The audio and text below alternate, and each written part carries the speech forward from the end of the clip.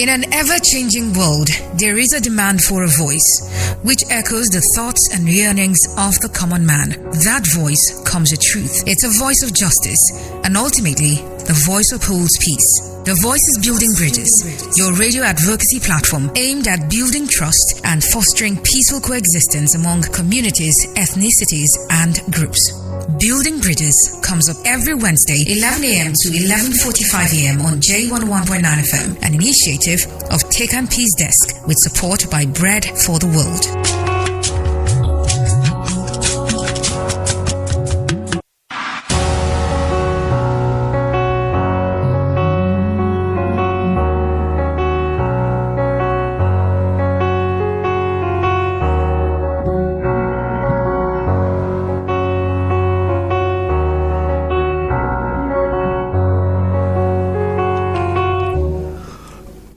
It's a very good morning to you out there in the city of Jos. Good morning yet again. My name is John Red, and you're welcome to the program Building Bridges, your number one advocate program on radio. Yes, I'm the lead advocate for the day, and we will be focusing on a very interesting issue that has to do with the younger generation, or even the older generation. Today we will be looking at experiences for safer schools in the midst of growing insecurity and growing challenges. It is not a story to us that a lot of schools have been under attack of recent in Nigeria because of activities of bandits and also abductors. We'll be looking at that issue today.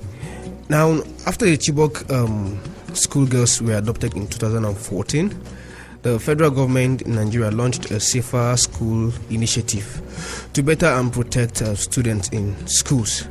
Now, despite this achievement, several students have been kidnapped and abducted from different schools around the country, and these abductions are driven by need to collect ransom from these people.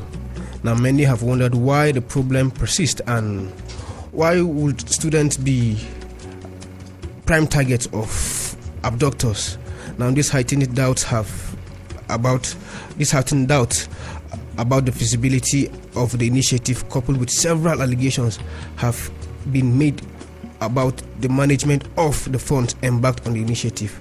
Now, if you will recall, resources were released for these initiatives, but we are doubting the clarity and the viability of the project. Now, the Safer School Initiative, or the Safe School Initiative, has to do with three major issues. First, it has to do with transfer of secondary school students from states that are perceived to be unsafe to safer environment, something close to an exchange program. And again, it seeks to support education in IDP camps.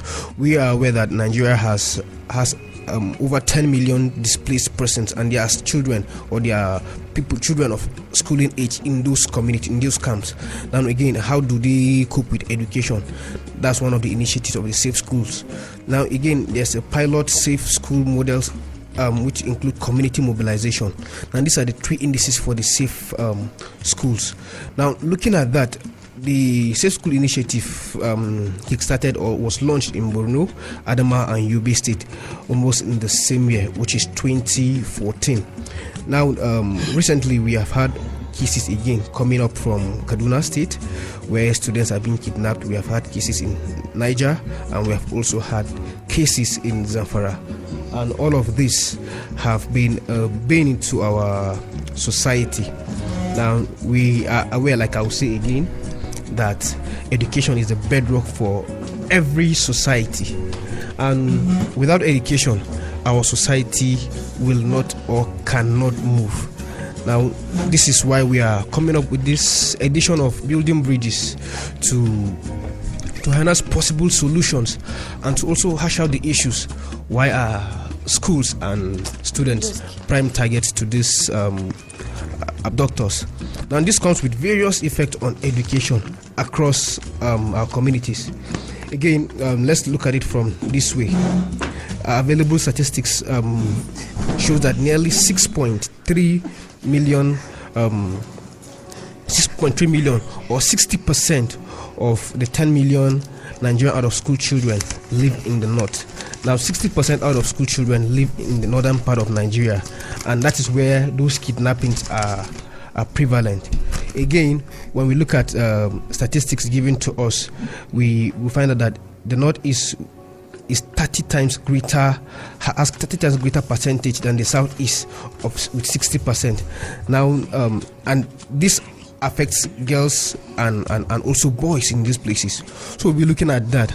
Now today, the program will be focusing on schools and schools proprietors and even the government sector as to secure the lives and property of students. Now, building bridges will continue, and I'm not doing this alone in the studio today. I have very true, interesting guests. I'm going to take a breather, or we're going to take a breather, and when we come back, we are going to introduce them, and the program will continue. Keep listening.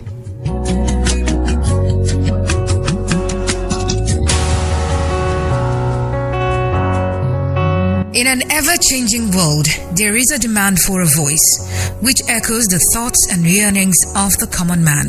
That voice comes with truth. It's a voice of justice, and ultimately, the voice upholds peace. The Voice is Building Bridges, your radio advocacy platform aimed at building trust and fostering peaceful coexistence among communities, ethnicities, and groups. Building Bridges comes up every Wednesday, 11 a.m. to 11:45 a.m. on J11.9 FM, an initiative of Take and Peace Desk with support by Bread for the World.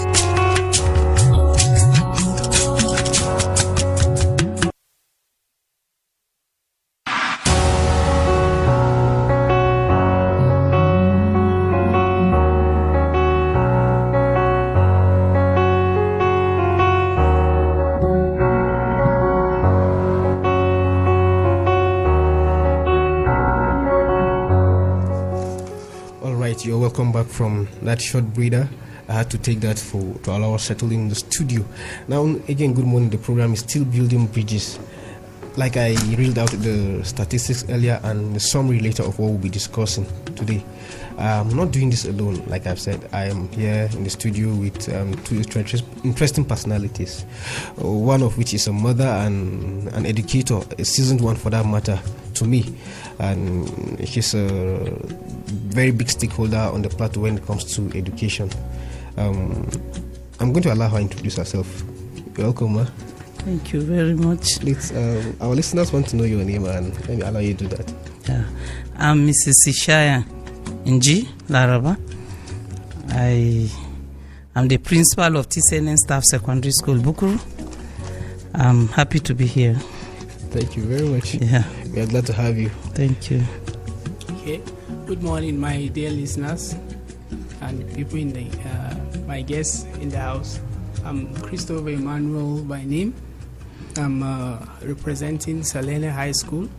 The principal is supposed to be here, but she has a busy schedule, so she asked me to represent the school here.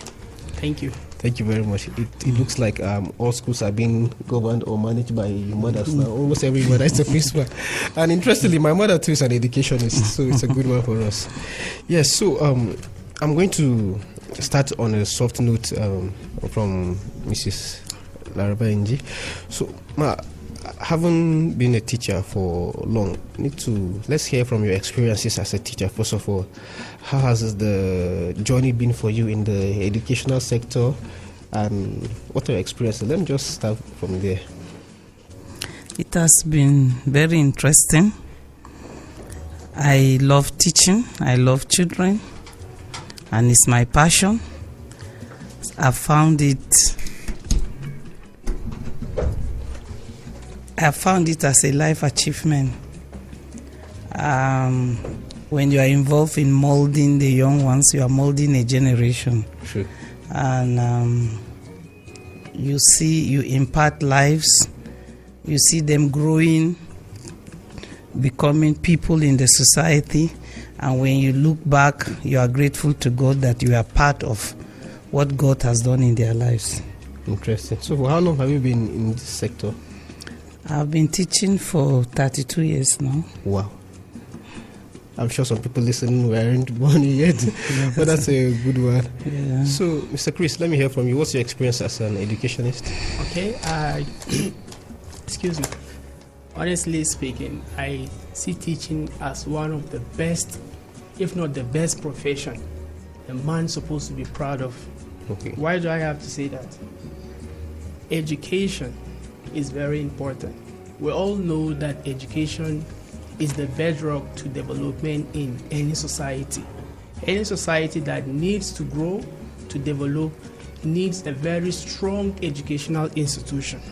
So I'm so proud to be a teacher. I've been in the profession for 8 years at the moment. All right. So I'm very happy of being a teacher because I derive much pleasure from seeing myself molding future generation. I was molded by teachers, and I'm so proud today I am doing the same thing I was taught, and I'm really pleased with that. Honestly, I'm really impressed. Interesting. So we have two generations of teachers in the studio today, and interestingly, your generation or my generation doesn't see teaching as a very wonderful profession. It doesn't look lucrative, and I'm sure some people will attest to that. Now, having said that, we will look at what comes to your mind when you begin to perceive that. Or, I mean, we are considering the obvious that has been going on around schools and situations where students are being abducted, students that have been sent to school to study, to become people tomorrow, and these people are now prime targets to abductors. What crosses your mind? How do you feel as educationists? Okay, honestly speaking, this boils down to insecurity in this part of the world. Education is very important. It's so unfortunate that today we see our educational system is collapsing. Why is the system collapsing? First of all, we should ask ourselves, when it comes to education, the national budget, how much has been allocated to education? When you look at the last national budget, I think the educational budget was not more than 8 or 10%, which is very poor. When you look at the United Nations standard, they say a state supposed to have budget at least 25 to 26% of her national budget on education.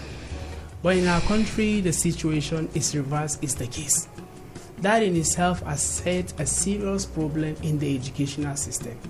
Today, our educational system is not only suffering from financial lack of finance, we are suffering from insecurity today. Students are being adopted, students are being killed on a daily basis. That has affected the system. It has affected the system so drastically to a point that students feel they are no longer safe. We have seen what is happening in our institutions today. Students are being kidnapped, murdered for no justified reasons. It doesn't make sense. It doesn't. All right. So, let me come to you now with this. As a proprietor, I know you have successes and challenges. So, let's start with the successes first. What have been the successes for you as a priority, as a proprietor, and what are these challenges? Looking at the obvious realities we are having now, focused on insecurity. There are so many challenges that are affecting not just our school alone, but the educational sector as a whole. The insecurity in the country is one. A lot of the students, due to the insecurity, some of them have even dropped out of school. Interesting. And they feel so insecure that some may prefer to go to school that are within trackable distance. Okay. And we had students from almost 36 states of the Federation. Here in Jos? Yes, in our school. Okay. And some of the parents couldn't bring back the children due to insecurity. And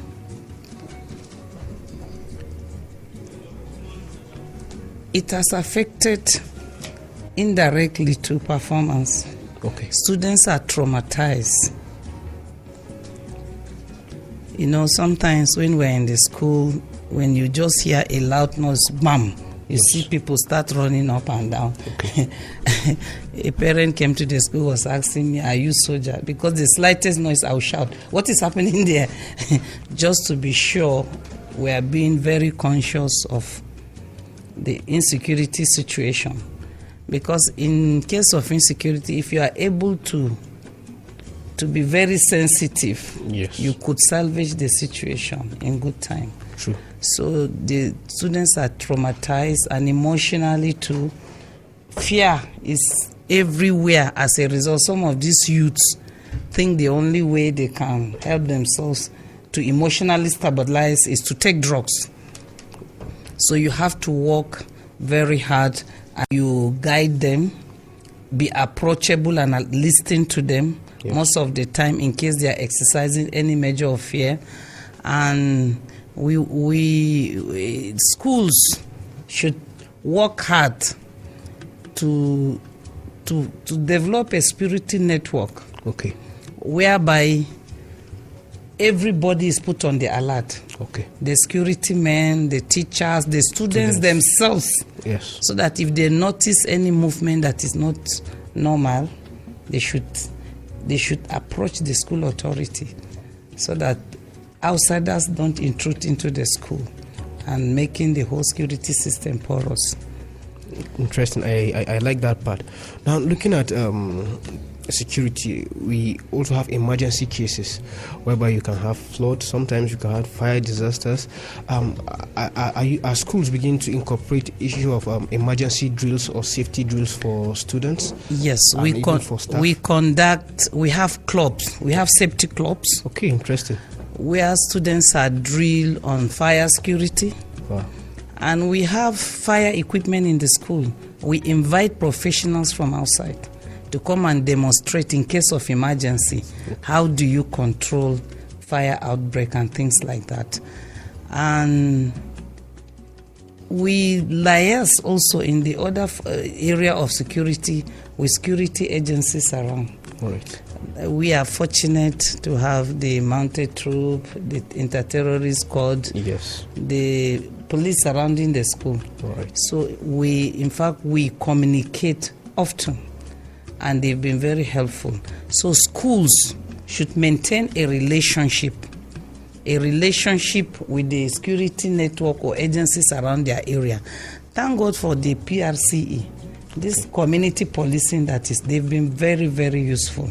So if the schools can make use of some of those community volunteers and use them as part of their security network, in case of any emergency, they can contact the leader and they will work with the security network in the school. So we try to do that to just make sure we don't leave the school porous. True. I must applaud you for and other schools for doing same. So, Mr. Chris, you want to add to that? Well, she has said it all, but I just want to add a little in that aspect. In the area of networking for security issues, she has made a reference clear. She has made a point clear here that we must understand when it comes to security issue, the life of students is very important. It is left for the school management to have a very close friendship and relationship with the immediate communities where the school is located. Because when you have a very good friendship with the immediate communities, it helps. They contribute their own quota in protecting and safeguarding the students. When you have such good friendship, why such friendship? Because when you examine it clearly, you will see that most of the students, they are within the nearby communities or immediate communities. So there must be a very close or good friendship or relationship with these immediate communities, because they will also contribute. And again, we should have it at the back of our mind that we're in a modern world, a modern society, where everything is computerized. Technology has advanced to a point that, yes, schools should, for security reasons, mount cameras within their school vicinities. They should mount cameras. They should have a kind of an advanced system where when a visitor pay a visit to the school, his information should be proper captured technologically. it will go a long way to checkmate any influx of bad activities within the school premises. It will help a lot. Parents, teachers, visitors, with this advanced technology, it will help to capture their information. And that in itself will give the neighboring community confidence that yes, this school is really advanced. They are protecting the interests of the students. And for sure, you have good number of students or parents that would like to patronize the school. I must commend your line of thoughts to that. It is, they said desperate times calls for desperate measures. It is appalling that at this stage we are talking about safety of schools in this country, and that hasn't been a topic in the last 10 or 15 years as we will have it. But it's here with us now and we have to work with it, and yet people have to go to schools. Now, let me ask this quickly. Now, this challenge is posed by insecurity. I mean, as we will have it, proprietors or as educationists, do usually come around to do a knowledge sharing system, or how do you share this kind of information with other schools, looking at what we are having? I mean, looking at the peculiarities of the times. Is there a network like that? Yes, we have the area Office of Education in Jos South, okay. And I know most of the local governments to do. So most times principals come together, proprietors come together for meeting, and in most of the meetings some of these issues are emphasized. Right. In fact, circulars are sent to school from the Ministry of Education. Circulars are sent to school from the Ministry of Education, yes, outlining things major schools should take as school heads, principals. Right. So when we go back, we brief our teachers, brief the students, educate them on things they need to know, tips they need to know, security. Some of the students come from home. We educate them on the kind of vehicles they enter, okay, how they should be very security conscious. Sure. And like my colleague spoke of identity, yes, we have special identity cards. Any parent visiting must come with that identity card with the picture of the child.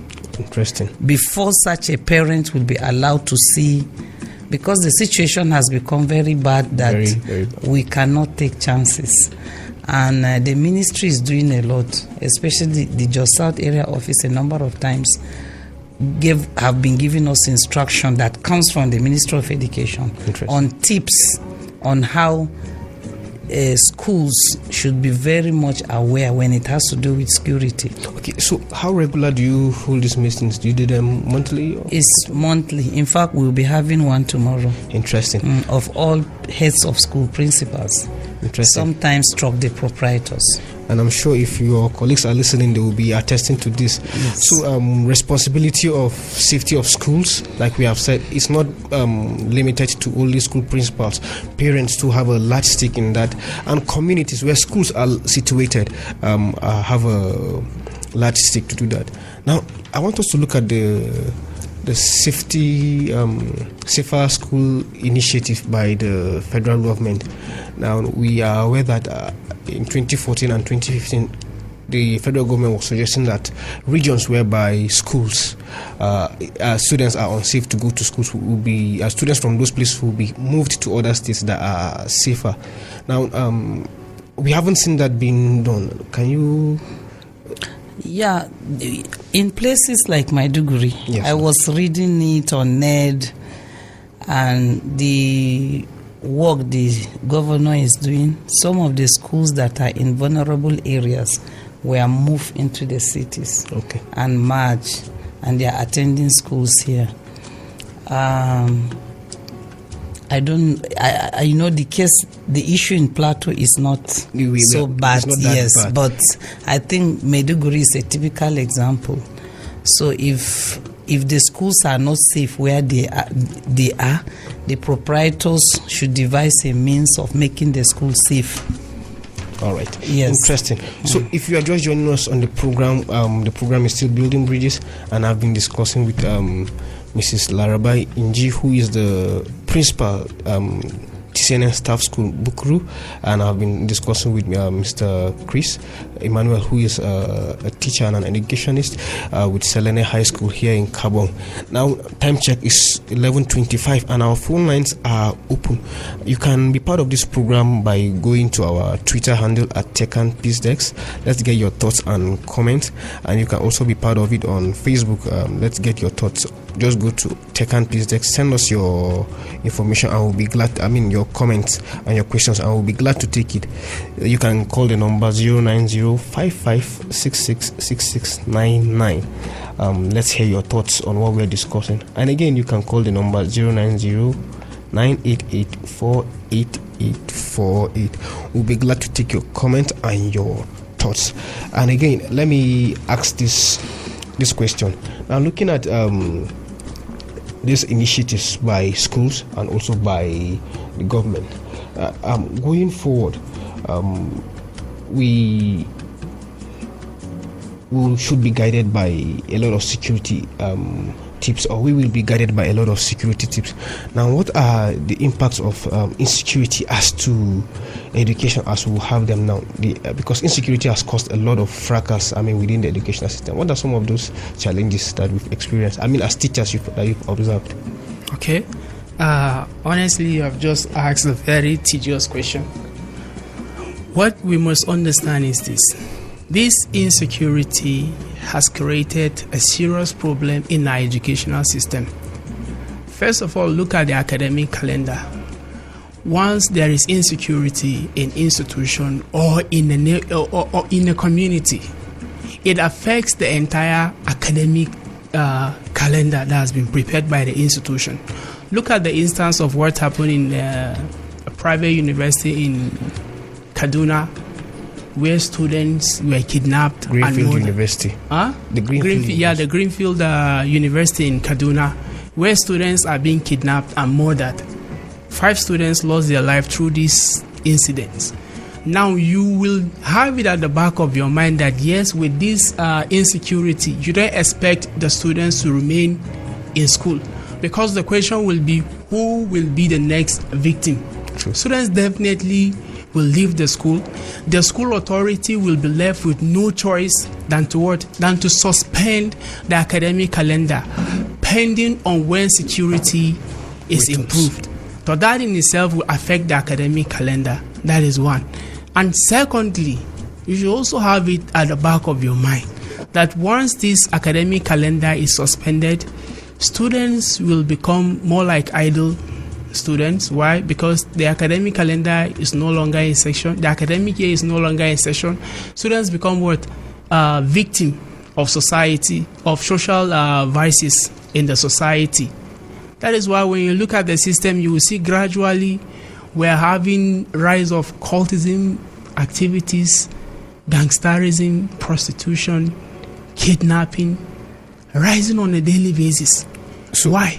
So earlier on, our principal here said somehow we have recorded dropouts from schools. Have you recorded that in your schools?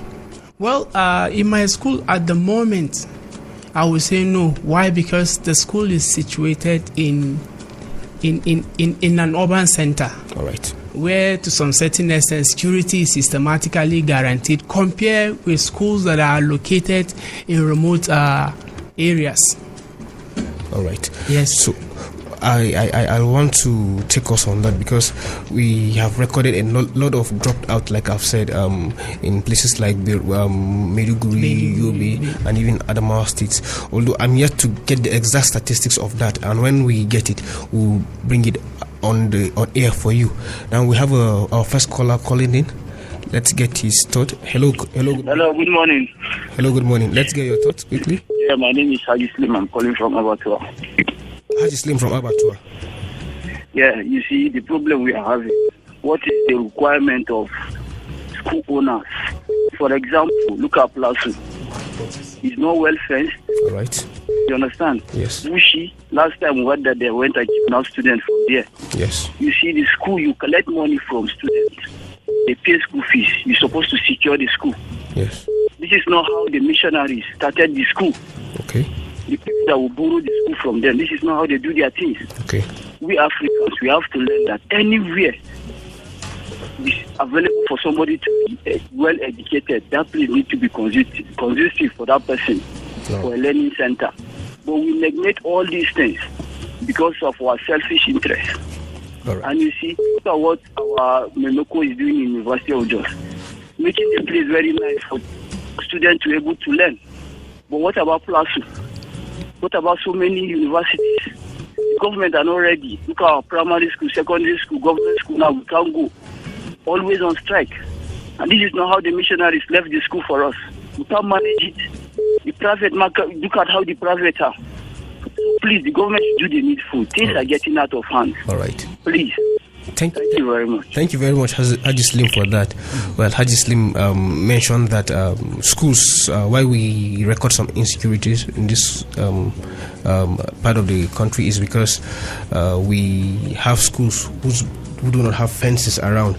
And he is saying that unlike missionary schools that had fences, we should take a cue from that. He made mention of the Plateau State University in Bukros, where he keep recording cases of marauders and people coming in to abduct students. So he is saying when we take a cue and open up the fences, have fences, that will be reduced. We have another caller calling in.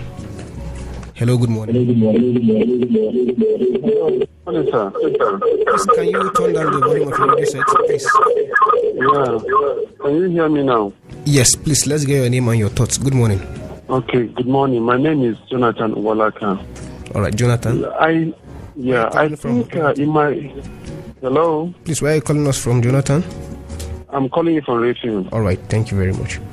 Yeah, I think in my own opinion, this whole issue of insecurity in the school. Yes.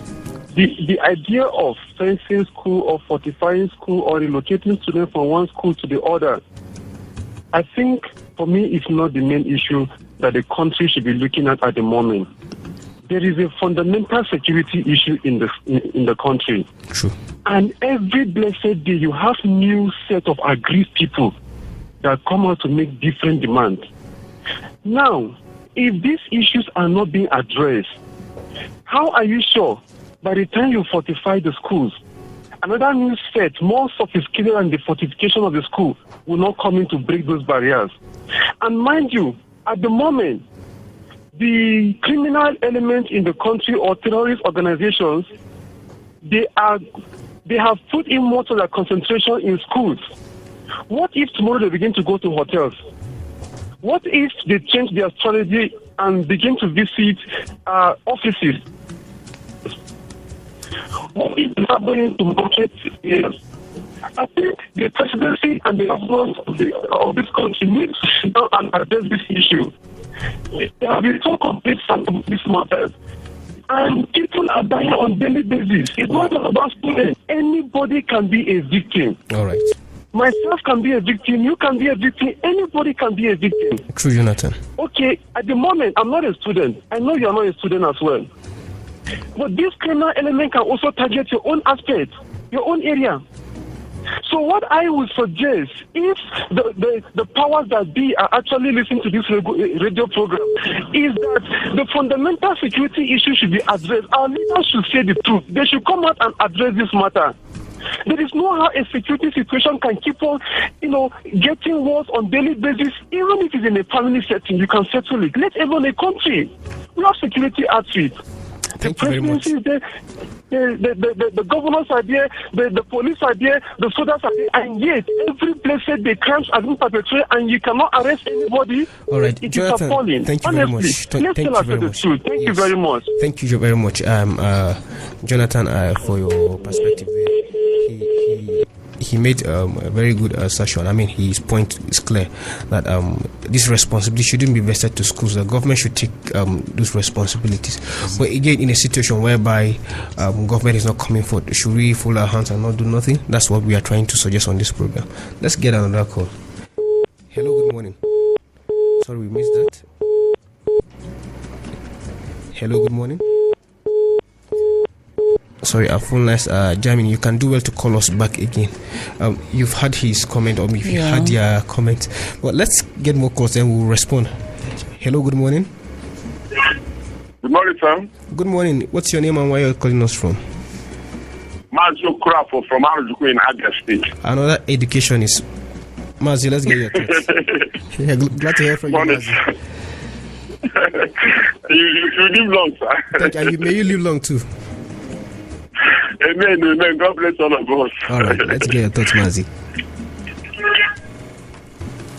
Hello?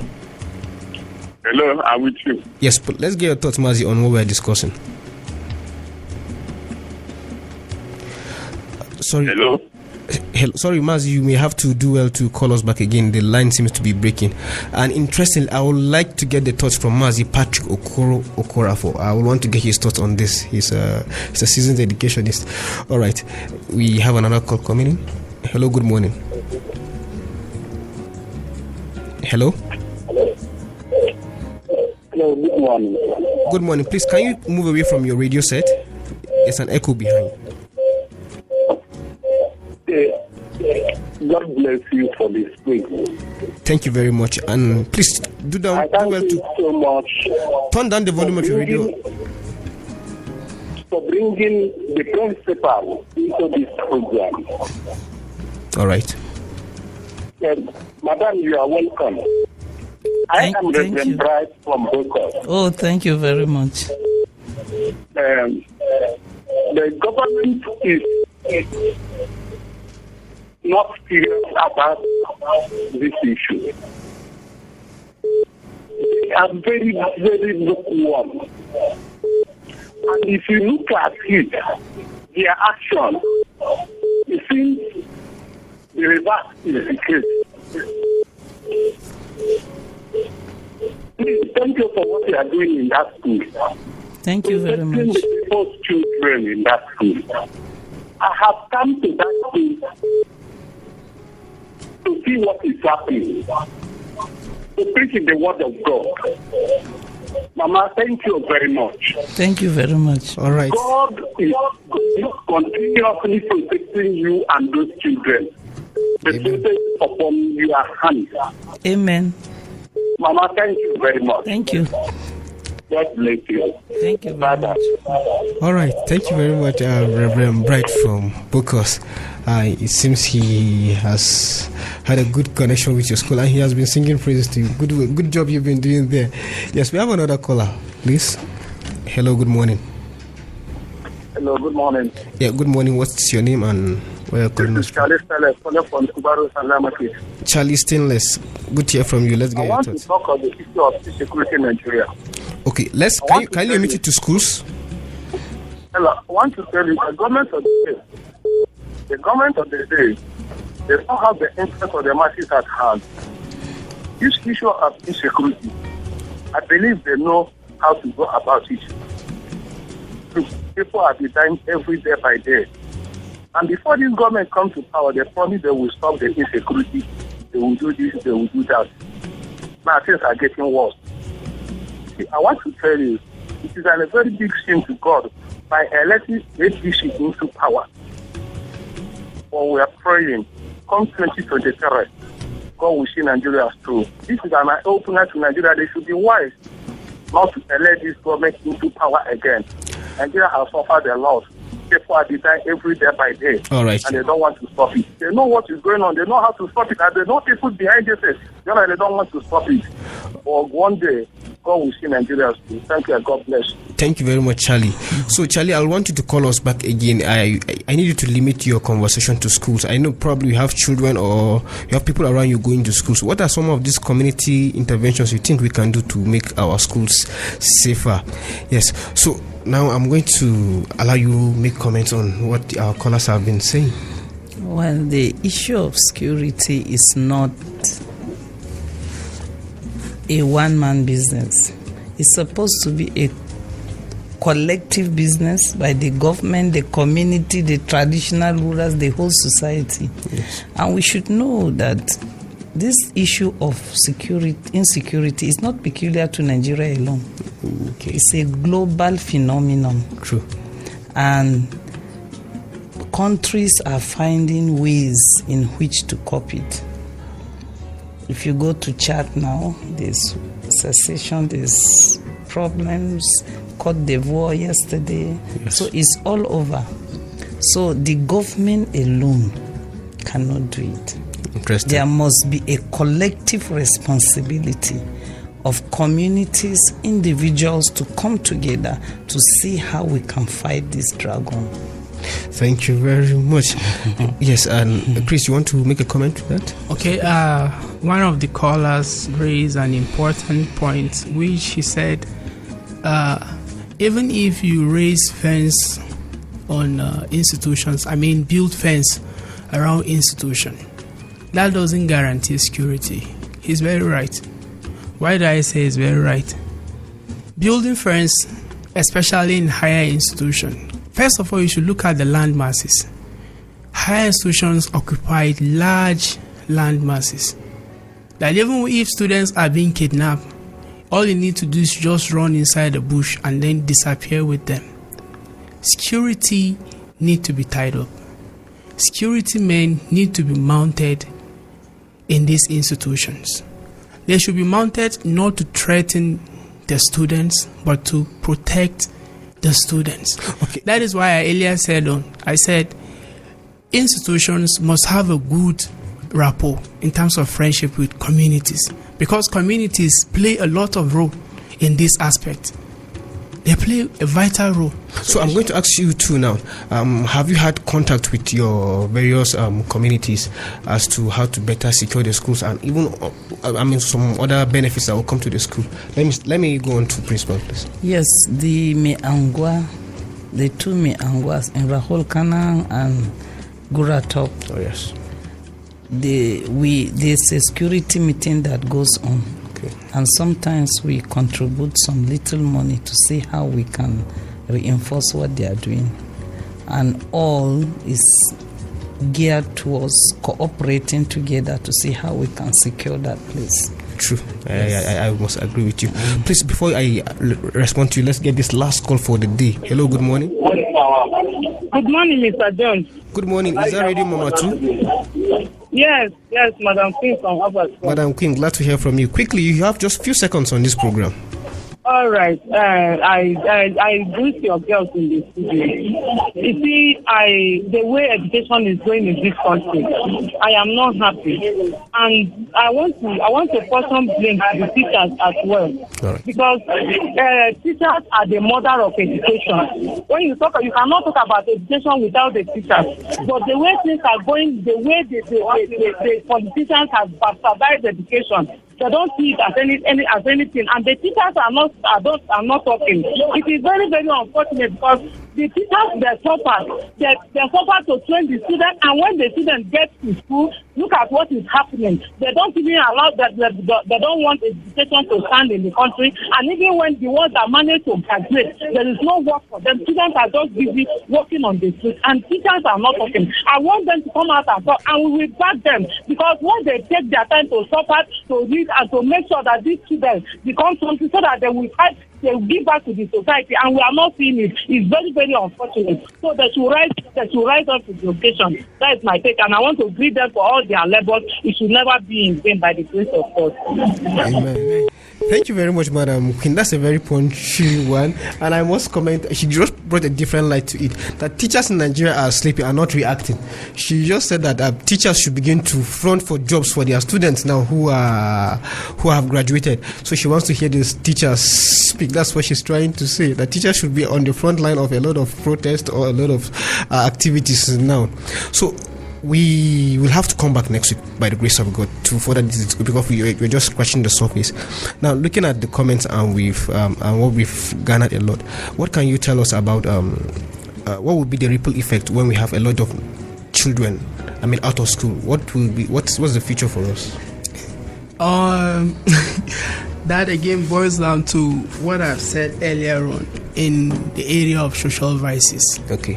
When you have a lot of dropout students, or insecurity creates dropout students, definitely, what do you expect? Insecurity resurfacing itself in different format. All right. Let me hold you on that. The why can we get the why by next week? Okay, no problem. Please spend that down somewhere. So your last words for what I just asked. It's the collective responsibility of the government, the parents, and everybody to see that we reduce the number of students that are on the streets. Parents can be blamed for that, because as a parent, if you struggle to enroll your child in the school, the child will not be on the street. And society too. The society should work towards seeing that we reduce the number of children that are on the street, because at the end, they are used as miscreants, causing societal problems. It's true. Someone says what you give out, you actually get in return. That's the sense of our package for today, and our heart goes out to the entire educational sector that has been facing challenges in the country, especially in Kaduna and parts of Plateau State. Our heart goes to the families of the students that were adopted in Greenfield University and those that have paid the ultimate price in this. Our heart goes out to you, and we'll keep praying as a people, as a desk, and as a nation. Thank you very much, Ma, for coming. Thank you very much, Mr. Christopher, for coming. Please, can we do this again next week? Let me get your comment. Let me get your buy-in. Can we return by next week? Sure. All right. Thank you very much. Listeners, you've had them. We'll continue this program same time next week. I've been joined by Kabiru Sabo in the studio, and also Gloria has been here giving me support. On behalf of the entire staff and management of Tech and PCX, my name is John Red.